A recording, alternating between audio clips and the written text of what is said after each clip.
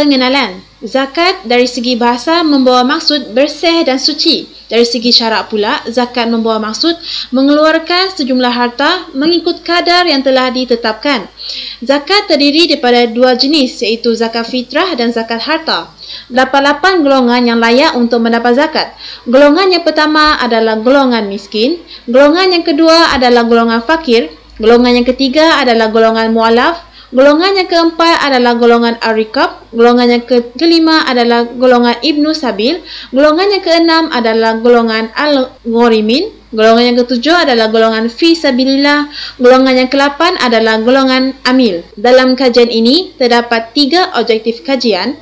Objektif yang pertama adalah menyatakan jenis bantuan yang diterima oleh golongan mualaf di negeri Selangor. Yang kedua, mengenal pasti sama ada zakat ini memberi impak yang baik kepada golongan mualaf di negeri Selangor. Yang ketiga adalah menjelaskan cabaran-cabaran yang dihadapi oleh kerajaan dalam melaksanakan pengagihan zakat ini kepada golongan mualaf di negeri Selangor. Untuk tinjauan literatur, menurut Ketua Pegawai Eksekutif Lembaga Zakat Selangor, beliau menegaskan terdapat pengecualian terhadap agihan zakat kepada golongan asnaf mualaf. Beliau memberitahu, individu yang bukan beragama Islam turut berhak menerima zakat dengan bertujuan untuk menarik minat mereka terhadap agama Islam ataupun untuk menghalang mereka daripada melakukan perbuatan jahat kepada orang Islam yang lain. Daripada Lembaga Zakat Selangor lagi, mereka memberitahu terdapat 24 jenis bantuan yang disediakan untuk golongan asnaf mu'alaf di negeri Selangor. Selain itu, Jabatan Wakaf Zakat dan Haji turut mengeluarkan statistik yang beritahu negeri Selangor mencatatkan kutipan zakat tertinggi di antara tahun 2015 hingga tahun 2019. Okey, seterusnya ialah kajian lepas. Melalui kajian lepas ini, terdapat beberapa hasil dapatan kajian yang mempunyai sedikit persamaan dengan kajian kumpulan kami ini. Antaranya ialah jumlah agihan yang diberikan kepada golongan asnaf, khususnya asnaf mualaf. Seterusnya ialah cabaran yang dihadapi dalam proses pengagihan zakat itu. Sebagai contoh, pemberian zakat ini haruslah melalui beberapa proses yang mengikut syarat-syarat kelayakan yang telah diberikan oleh Majlis Agama Islam Johor. Seterusnya ialah jenis bantuan dan juga program yang dijalankan bagi memastikan golongan asnaf ini mendapat perhatian yang sewajarnya dalam Islam. Sebagai contoh, bantuan yang diberikan adalah bantuan pendidikan, skim bantuan sara hidup, program bimbingan, kelas mengajar percuma kepada golongan asnaf ini.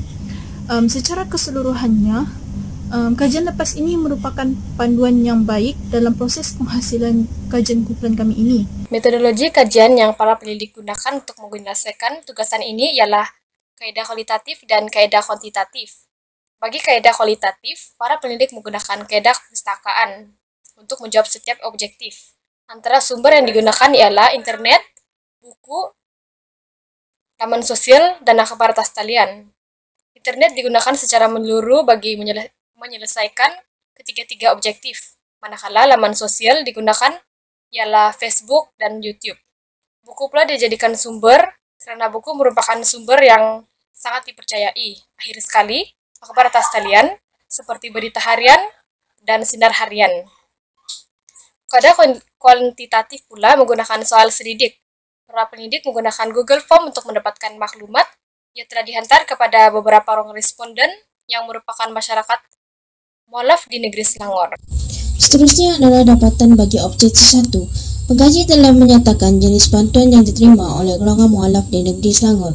Pengkaji telah menggunakan kaedah kepustakaan. Pengkaji telah mendapati lebih daripada 20 bantuan atau skim yang telah diberikan kepada golongan mualaf di negeri Selangor. Di antaranya ialah bantuan sagu hati hari raya, bantuan sagu hati galakan, bantuan perkahwinan, bantuan sewa rumah dan bantuan perkatan. Bantuan atau skim yang diberikan adalah bertujuan untuk mengalahkan golongan mualaf mendalami agama Islam dan juga membantu mereka menjalani kehidupan yang baik. Objektif kedua yaitu mengenal pasti sama ada zakat memberikan impak baik kepada golongan mualaf di negeri Selangor. Para penyelidik menggunakan kaedah soal selidik untuk menjawab soalan ini. Antara pernyataan yang dipilih untuk kajian ini ialah agihan zakat melalui pembangunan ekonomi, bantuan pendidikan, bantuan kesehatan, kebajikan, dan sagu hati memeluk Islam kepada golongan mualaf.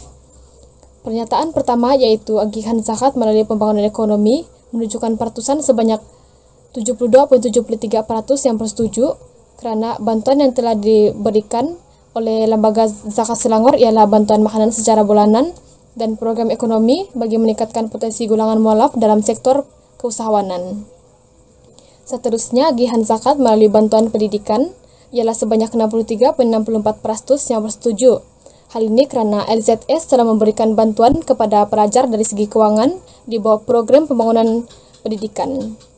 Pernyataan ketiga ialah melalui bantuan kesihatan iaitu sebanyak 72.73%. Responden yang bersetuju kerana LZS telah memberikan 15 juta ringgit kepada golongan mualaf yang terjejas akibat COVID-19. Manakala agihan zakat melalui bantuan kebajikan ialah sebanyak 63.64% yang setuju. Hal ini kerana LZS telah menyalurkan bantuan pengurusan jenazah dan persatuan inspirasi mualaf. Akhir sekali, agihan zakat melalui sagu hati memeluk Islam kepada golongan mualaf ialah sebanyak 54.55%. Hal ini kerana LZS telah memberikan kelas agama secara percuma serta kursus-kursus secara percuma kepada golongan mualaf. Dapatan kajian bagi objektif 3 ialah menjelaskan cabaran yang dihadapi oleh kerajaan dalam melaksanakan pengagihan zakat kepada golongan mualaf di negeri Selangor. Pengkaji telah menggunakan kaedah soal sidik secara online dan pengkaji telah mendapat seramai 11 orang responden yang terdiri daripada golongan mualaf di negeri Selangor. Antara cabaran yang dihadapi oleh kerajaan adalah kegagalan pemohon zakat menghantar atau melengkapkan borang permohonan zakat. Sebanyak 81.82 responden bersetuju dengan cabaran ini. Cabaran yang seterusnya adalah kekurangan dana peruntukan. Sebanyak 77.73 responden bersetuju bahawa ini merupakan cabaran yang dihadapi oleh kerajaan. Seterusnya, pengurusan data yang kurang sekap. Sebanyak 90.91 responden bersetuju dengan cabaran ini. Cabaran yang seterusnya adalah kesukaran dalam menjaki golongan mualaf yang memerlukan bantuan. Sebanyak 63.64 responden bersetuju dan yang lainnya tidak bersetuju dan kurang pasti. Akhir sekali, cabaran yang dihadapi oleh kerajaan adalah maklumat pribadi yang salah dalam borang permohonan zakat. Sebanyak 90.91% responden bersetuju. Oleh itu, pihak kerajaan perlulah mengambil langkah-langkah bagi mengatasi cabaran tersebut agar golongan mualaf yang layak mendapat bantuan dapat dibantu dan tidak ada yang tercicir lagi. Penutup, golongan mualaf merupakan golongan yang layak menerima bantuan zakat. Pemberian bantuan zakat kepada asnaf mualaf adalah bertujuan untuk, yang pertama, menjinakkan hati mereka supaya mereka dapat meningkatkan komitmen dan juga keyakinan terhadap agama Islam. Dan yang kedua adalah untuk mengukuhkan Islamnya bagi mereka yang baru memeluk agama ini. Seterusnya, Lembaga Pusat Zakat Selangor telah menyediakan beberapa skim bantuan kepada asnaf mualaf seperti bantuan dari segi pendidikan, kesihatan, ekonomi dan lain-lain lagi.